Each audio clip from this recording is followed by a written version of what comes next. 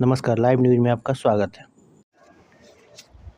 मुंशी प्रेमचंद की जीवनी केवल उनके व्यक्तिगत जीवन के बारे में नहीं, बल्कि उनके साहित्यिक और सामाजिक योगदान का भी गहरा विश्लेषण करती है।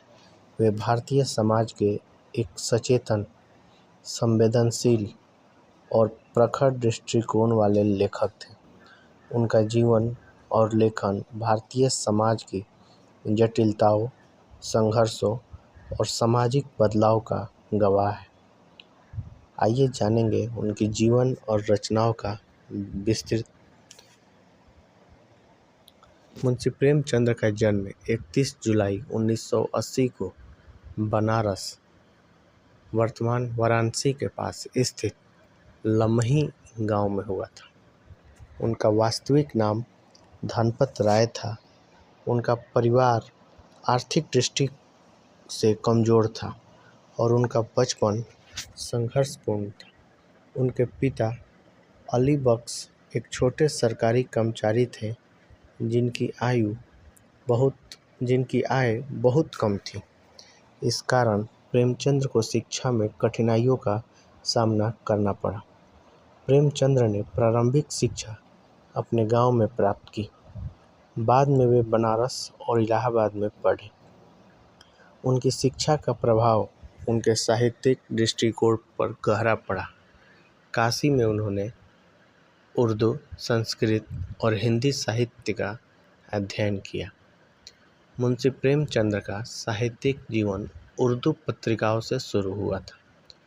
मुंशी प्रेमचंद ने सबसे पहले उर्दू में कहानी लिखी और उनका पहला कहानी संग्रह दर्पण 1907 में प्रकाशित हुआ।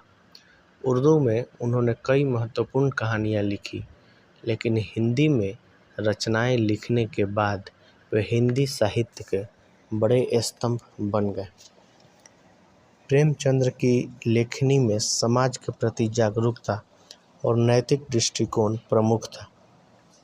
उन्होंने अपनी रचनाओं में समाज की विसंगतियों, असमानताओं और राजनीतिक सामाजिक मुद्दों को उठाया। उनके लेखन में भारतीय संस्कृति, लोक जीवन और गरीब वर्ग की समस्याओं की गहरी समझ थी।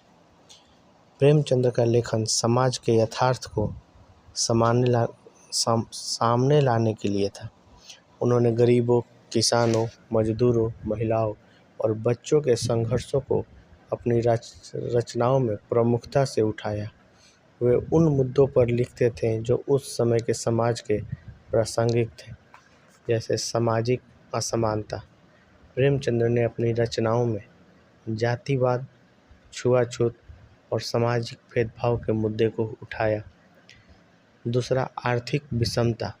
उनकी कहानियों में गरीब और अमीर के बीच बढ़ती खाई का चित्रण किया गया है।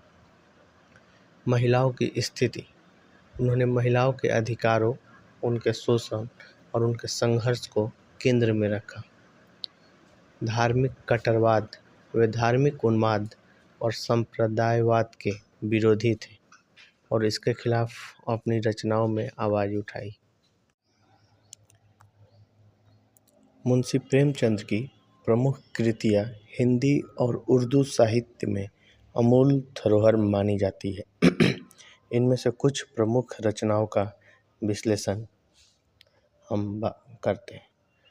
पहला, गोदाम 1936। यह प्रेमचंद का सबसे प्रसिद्ध उपन्यास है, जिसे भारतीय ग्रामीण जीवन और किसानों की समस्याओं का मर्मस्पर्शी चित्रण माना जाता है। गोदान भारतीय समाज में मौजूद आर्थिक असमानता, किसानों के शोषण और उनकी बेबसी को उकेरता है। उपन्यास का नायक हीरो एक गरीब किसान जो पूरे जीवन भर मेहनत करता है, लेकिन समाज और शासन व्यवस्था से उसे कोई राहत नहीं मिलती। गोदान के माध्यम से प्रेमचंद ने यह संदेश दिया कि अगर समाज के सबसे कमज़ोर वर्ग को अगर कोई बचा सकता है तो वो केवल आत्मसम्मान और संघर्ष ही है। दूसरा, कफन। ये भी 1936 में ही था। यह एक बहुत ही मार्मिक कहानी है जो भारतीय समाज के दो गरीब व्यक्तियों की मानसिकता और समाज के प्रति उनके दृष्टिकोण को उजागर करती है। कहानी में नायक माधव और घीसो दोनों गरीब हैं और अपने जीवन में मानसिकता की जकड़न से बाहर निकलने का प्रयास करते हैं। कफन का केंद्रीय विषय है गरीबी और सामाजिक दायित्वों के बीच का संघर्ष। इस कहानी के माध्यम से प्रेमचंद ने जीवन के काले पहलुओं को सच्चाई से दिखाया। तीसरा बात करें तो नमक का दरोगा। यह कहानी भारतीय प्रशासनिक व्यवस्था और भ्रष्टाचार को उजागर करती है। इसके मुख्य पात्र की ईमानदारी और उसकी उच्च नैतिकता के बावजूद उसे एक छोटी सी गलती के लिए पद से हटा दिया जाता है। यह कहानी भ्रष्ट तंत्र के खिलाफ प्रेमचंद का गहरा आक्रोश और नीतियों की आलोचना करती है।